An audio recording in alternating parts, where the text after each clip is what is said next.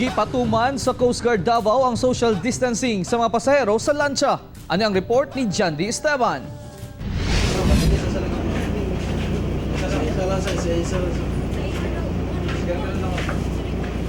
Ginapadistansya sa mga personahe sa Coast Guard Davao ug usa ka metro ang matag pasahero sa lancha sa kilometer 11 sa Davao City.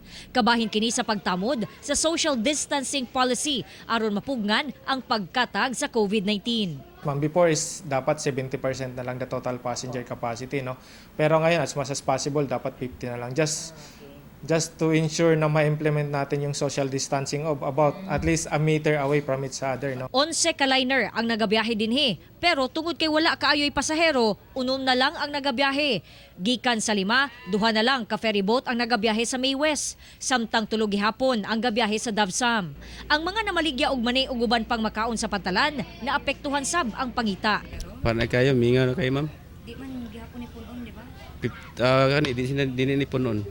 Ang mga taga-Samal, gitugutan nga makasulod sa Davao kung dunay mga importanteng tuyo, sama na lang ni Gina, nga taga-barangay Bandera sa Samal. Kinsa kinahanglang muadto og PhilHealth sa Davao City, uban ang iyang pag-umang kung buntis. Nagkuan mi og PhilHealth para sa akong umagad kay nig mga anak siya yang magamit.